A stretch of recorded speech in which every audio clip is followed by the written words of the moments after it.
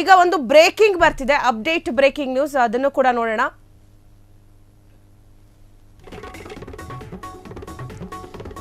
ನಿಮಗ್ ಗೊತ್ತಾ ಅಜಯ್ ರಾವ್ ಮತ್ತು ಸ್ವಪ್ನ ರಾವ್ ಅವರ ಲವ್ ಸ್ಟೋರಿ? ಅವರದ್ದು ಅರೇಂಜ್ ಮ್ಯಾರೇಜ್ ಅಲ್ಲ, ಲವ್ ಮ್ಯಾರೇಜ್. ಅಜಯ್ ಸ್ವಪ್ನ ಜೋಡಿ ಪರಸ್ಪರ ಪ್ರೀತಿಸಿ ಮದುವೆ ಆಗಿದ್ರು. ಕೆಲವು ವರ್ಷ ಈ ಜೋಡಿ ಪ್ರೀತಿಯಲ್ಲಿ ಮಿಂದೆದಿತ್ತು. ಇಬ್ಬರ ಕೆಮಿಸ್ಟ್ರಿ ಸರಿ ಇದೆ. ಅದಾದ್ಮೇಲೆ ಹಸಮಣೆ ಏರಿದ್ರು. 2014ರಲ್ಲಿ ಹೊಸಪೇಟೆಯ ದೇಗುಲ ಒಂದರಲ್ಲಿ ಸಿಂಪಲ್ ಆಗಿ ಮದುವೆ ಆಗಿದ್ರು ಅಜಯ್ ಅಂಡ್ ಸ್ವಪ್ನ ಅವರು. ಈ ಸುಂದರ ಜೋಡಿಗೆ ಚರಿಷ್ಮಾ ಅನ್ನುವ ಒಂದು ಮಗು ಕೂಡ ಇದೆ. ಆದ್ರೆ 11 ವರ್ಷಗಳ ಬಳಿಕ ಇವರ ದಾಂಪತ್ಯ ಜೀವನದಲ್ಲಿ ಏನಾಯ್ತು? ನಿಮಗ್ ಗೊತ್ತಾ ಅಜಯ್ ಅಂಡ್ ಸ್ವಪ್ನ ಅವರ ಲವ್ ಸ್ಟೋರಿ? ಇವರದ್ದು ಅರೇಂಜ್ ಮ್ಯಾರೇಜ್ ಅಲ್ಲ, ಲವ್ ಮ್ಯಾರೇಜ್. ಅಜಯ್ ಸ್ವಪ್ನ ಜೋಡಿ ಪರಸ್ಪರ ಪ್ರೀತಿಸಿ ಮದುವೆ ಆಗಿದ್ರು. ಕೆಲ ವರ್ಷಗಳು ಈ ಜೋಡಿ ಪ್ರೀತಿಯಲ್ಲಿ ಮಿಂದೆದಿತ್ತು. ಆದ್ರೀಗ ಡಿವೋರ್ಸ್ ತಗೋತಿದ್ದಾರೆ. ಇಬ್ಬರ ಕೆಮಿಸ್ಟ್ರಿ ಸರಿ ಇದೆ ಅಂದ್ಮೇಲೆ ಅಲ್ವಾ ಅವರು ಮದುವೆ ಆಗಿದ್ದು, ಹಸೆಮಣೆ ಏರಿದ್ದು. 2014ರಲ್ಲಿ ಹೊಸಪೇಟೆಯ ದೇಗುಲ ಒಂದರಲ್ಲಿ ಮದುವೆ ಆಗಿದ್ರು.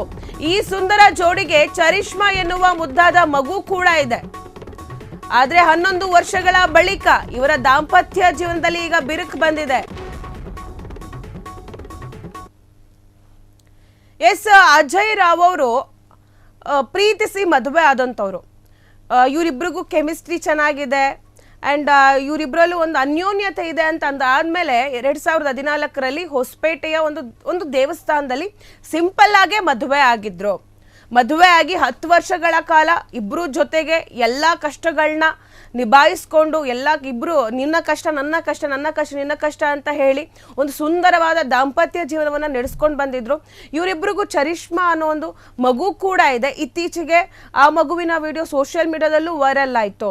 ಇಷ್ಟೆಲ್ಲ ಚೆನ್ನಾಗಿದ್ದ ಸಂಸಾರದಲ್ಲಿ ಸಡನ್ ಆಗಿ ಬಿರುಗಾಳಿ ಬರೋದಕ್ಕೆ ಏನು ಕಾರಣ ಅಲ್ವಾ? ಅಜಯ್ ರಾವ್ ಅವರ ಏನು ಲವ್ ಸ್ಟೋರಿ ಏನಿದೆ ಅದು ಎಲ್ರಿಗೂ ಕೂಡ ತುಂಬಾ ಇನ್ಸ್ಪೈರ್ ಆಗುವಂಥದ್ದು. ಅವರು ಕೆಲವೊಂದು ಕಡೆ ಹೇಳ್ಕೊಂಡಿದ್ದಾರೆ ಇಂಟರ್ವ್ಯೂಗಳಲ್ಲಿ, ಹೆಂಗೆ ಅವರು ಸ್ವಪ್ನ ಅವ್ರನ್ನ ಮೀಟ್ ಮಾಡಿದ್ರು, ಹೆಂಗೆ ಅವರು ಲವ್ ಮಾಡಿದ್ರು, ಅವರಿಬ್ಬರ ಮಧ್ಯೆ ಎಷ್ಟು ಒಳ್ಳೆ ಕೆಮಿಸ್ಟ್ರಿ ಇತ್ತು ಅಂತ ಹೇಳಿ ಅವರು ಎಲ್ಲ ಕಡೆ ಹೇಳ್ಕೊಂಡಿದ್ದಾರೆ. ಆ್ಯಂಡ್ ಅವರು ಕೂಡ ಹೇಗೆ ಇವ್ರಿಗೆ ಸಪೋರ್ಟನ್ನು ಮಾಡಿದ್ರು ಅಂತ ಹೇಳಿ. ಅಜಯ್ ರಾವ್ ಅವ್ರಿಗೆ ಸ್ವಪ್ನ ಅವರು ಯಾವ ರೀತಿಯಾಗಿ ಸಪೋರ್ಟ್ ಮಾಡ್ತಿದ್ರು, ಅವ್ರೇನಾದರೂ ಸಿನಿಮಾ ಹಿಟ್ ಆಗಿಲ್ಲ ಅಂದಾಗ ಅಥವಾ ಅವ್ರಿಗೆ ಹಣಕಾಸಿನ ಸಮಸ್ಯೆ ಬಂದಾಗ ಸ್ವಪ್ನ ಅವರು ಎಷ್ಟು ಚೆನ್ನಾಗಿ ಅವ್ರ ಜೊತೆಗೆ ನಿಂತಿದ್ರು ಅಂತ ಕೂಡ ಒಂದಷ್ಟು ಇಂಟರ್ವ್ಯೂಸ್ಗಳಲ್ಲಿ ಹೇಳಿದ್ದಾರೆ. ಇಷ್ಟೆಲ್ಲ ಅನ್ಯೋನ್ಯತೆ ಇದ್ದಾಗ ಏನಾಗ್ತಿದೆ ಈ ಸ್ಯಾಂಡಲ್ವುಡ್ನ ಹೀರೋಗಳ ಲೈಫಲ್ಲಿ ಅಂತಾನು ಯೋಚನೆ ಮಾಡ್ಬೋದು ನಾವು. ಈಗ ನೋಡ್ಬೋದು ಸಾಕಷ್ಟು ನಟ ನಟಿಯರ ಬಾಳಲ್ಲಿ ಈಗ ಡಿವೋರ್ಸ್ ಅನ್ನುವ ಒಂದು ಬಿರುಗಾಳಿ ಎದ್ದಿದೆ. ಎಲ್ಲರೂ ಡಿವೋರ್ಸ್ ಅಂತ divorce ತಗೋತಿದ್ದಾರೆ.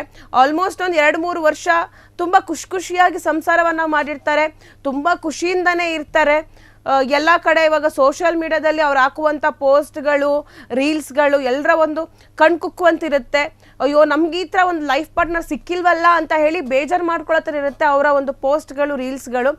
And end of the day sudden ಆಗಿ ನಾವು ಡಿವೋರ್ಸ್ ತಗೊಂಡ್ವಿ, ನಾವು ಡಿವೋರ್ಸ್ ಮಾಡ್ಕೊಂಡಿದ್ದೀವಿ, ನನಗೂ ಅವ್ರಿಗೂ ಸಂಬಂಧ ಇಲ್ಲ, ಈ ರೀತಿಯಾದ ಮತ್ತೆ ಸಡನ್ ಆಗಿ ಒಂದೊಂದು ಪೋಸ್ಟ್ಗಳನ್ನ ಹಾಕ್ತಾರೆ. ಆಗ ಜನಸಾಮಾನ್ಯರಿಗೆ ಏನು ಅರ್ಥ ಆಗಬೇಕು, ಏನಾಗ್ತಿದೆ ಇವರ ಜೀವನದಲ್ಲಿ? ಬರೀ ರೀಲ್ಸು ಅಷ್ಟೇನಾ ಸೀಮಿತ ಅವರ ಒಂದು ಖುಷಿ, ಅವರ ಒಂದು ಲವ್? ಅದು ಬಿಟ್ಟರೆ ಮತ್ತೆ ನಿಜ ಜೀವನದಲ್ಲಿ ಎಲ್ಲರ ಅಂದರೆ ಜನಸಾಮಾನ್ಯರ ದಿನನಿತ್ಯ ಜೀವನದಲ್ಲಿ ಇರುತ್ತಲ್ಲ, ಪ್ರತಿಯೊಬ್ಬರ ಜೀವನದಲ್ಲಿ ಇರುತ್ತಲ್ಲ, ಜಗಳ, ಕೋಪ, ನಾನು ಬಿಟ್ಟೋಗ್ಬಿಡ್ತೀನಿ ಅನ್ನೋದಿರುತ್ತಲ್ಲ, ಈ ರೀತಿಯಾಗಿ ಅವರ ಜೀವನದಲ್ಲೂ ನಡೀತಿದ್ಯಾ ಅಂತ ಹೇಳಿ ಅನ್ಸುತ್ತೆ. ಕ್ಷಣ ಕ್ಷಣದ ಸುದ್ದಿಗಳಿಗಾಗಿ ಫ್ರೀಡಂ ಟಿವಿ ಸಬ್ಸ್ಕ್ರೈಬ್ ಮಾಡಿ, ಲೈಕ್ ಮಾಡಿ ಹಾಗೂ ಫಾಲೋ ಮಾಡಿ. ಹೊಸ ಸುದ್ದಿಗಳ ನೋಟಿಫಿಕೇಶನ್ಗಾಗಿ ಬೆಲ್ ಐಕಾನ್ ಮೇಲೆ ಕ್ಲಿಕ್ ಮಾಡಿ.